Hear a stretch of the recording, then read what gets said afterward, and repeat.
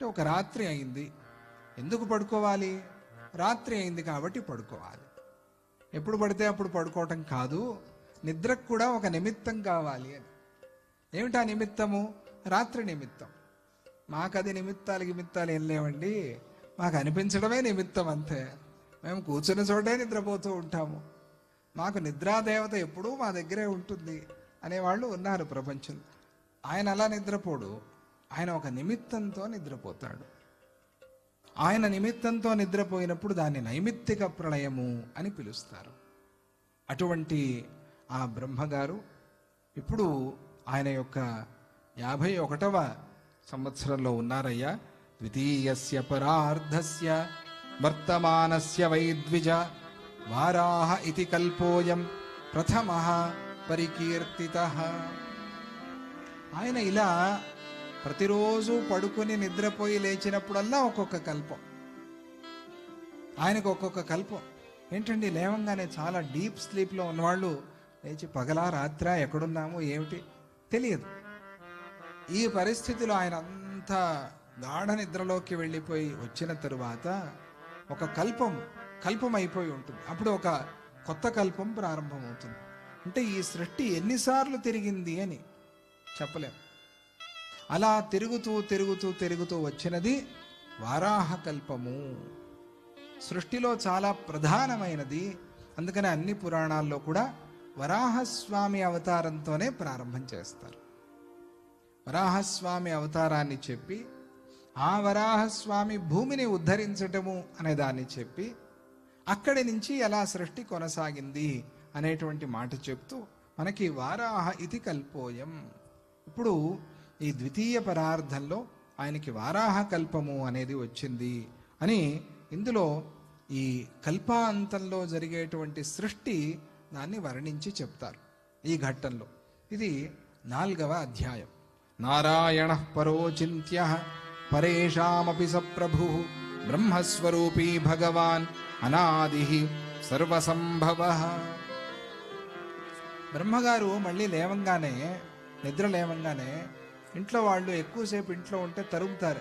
ఏమండి ఈరోజు ఆఫీస్ లేదా అని అడుగుతారు. పిల్లలైతే ఈరోజు స్కూల్ లేదా అని అడుగుతారు. ఎందుకంటే వాళ్ళు ఎక్కువసేపు ఇంట్లో ఉంటే ఎట్లా, వాళ్ళ పని వాళ్ళు చూసుకోవాలి కదా. అలాగే బ్రహ్మగారు లేవంగానే నిద్ర నుంచి ఆయనకి సృజ సృజ సృజ అని, నువ్వు సృష్టి ప్రారంభించు అని వినిపిస్తుంది. ఆయన పని అది, సృష్టి చేయాలి. మళ్ళీ పడుకొని లేవంగానే కల్పాలు గడిచిపోయాయి. మళ్ళీ కొత్తగా సృష్టి కావాలి. ఎవరు అడుగుతున్నారు? ఆ జీవులే అడుగుతున్నారు. ముక్తి పొందాలి కదా వీళ్ళంతా, పుట్టిన జీవులంతా ఎక్కడి నుంచి పుట్టారో అక్కడికి వెళ్ళాలి కదా. కాబట్టి జీవులు లోపల నుంచి తన్నుకుని వస్తూ ఉంటారు. మేము బయటకు వచ్చేయాలి. జీవులు వస్తే జీవులకి సృష్టి కావాలి, ఆ సృష్టికి పంచభూతాలు కావాలి. ఇవన్నీ ఎలా చేయాలి? ఈ సృష్టి అంతా బ్రహ్మగారికి చాలా గందరగోళంగా ఉంటుంది ఈ పరిస్థితి. ఉండి ఆయన అర్థం కాక తపస్సు చేస్తాడు. తపస్సు చేస్తే ఆ తపస్సు చేస్తున్న సందర్భంలో ఇతర పురాణాల్లో, ఇక్కడ కాదు, ఆయన ఉచ్ఛ్వాస నుంచి ఒక చిన్న సూక్ష్మ రూపంలో ఏదో ఒక వస్తువు, ఏదో ఒక జంతువులాగా బయటికి వస్తుంది. వస్తే ఏంటిది? ఆయన అలా జపం చేస్తున్నవాడు, తపస్సు చేస్తున్నవాడికి మరి ఏమైనా ముక్కులోకి వెళ్ళిందో ఏమైందో తెలియదు, కానీ మొత్తానికి తుమ్ము వచ్చింది ఆయనకి. బ్రహ్మగారికి ఒక తుమ్ము వచ్చింది. తుమ్ము వచ్చినప్పుడు కొన్ని సందర్భాల్లో తుమ్మే వాళ్ళకి తుంపర్లు బయటపడతాయి. అందుకనే అడ్డం పెట్టుకుని తుమ్మళ్ళయ్యా అంటారు. ఆయన తుమ్మినప్పుడు ఆయనకి వరాహస్వామి వచ్చాడు. మనకేం వస్తుంది?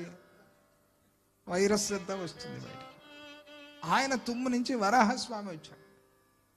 వచ్చి చూస్తూ ఉండగానే అలా పెరిగిపోయి పాపం కష్టపడుతున్నాడు ఈయన. చూడండి, ఆయన సర్వవ్యాపి అనటానికి ఇది ఒక ఉదాహరణ. ఆయన నుంచి ఈయన పుట్టాడు, మళ్ళీ ఆయనలో నుంచి ఈయన వచ్చాడు. ఇదేంటి విచిత్రం? సర్వవ్యాపి కాకపోతే ఇది సాధ్యమా చెప్పండి? ఆయన నుంచే వరాహ రూపంగా వచ్చాడు ఆయన. వరాహ అంటే చెప్పుకున్నాం మనం, వరాహ పురాణంలో ఇక్కడే చెప్పుకున్నాం. గుడ్ డే అని అర్థం. వరాహ అంటే గుడ్ డే, అంటే మంచి రోజు వచ్చింది అంటే మేల్కున్నప్పుడల్లా మంచి రోజు అనుకో అని.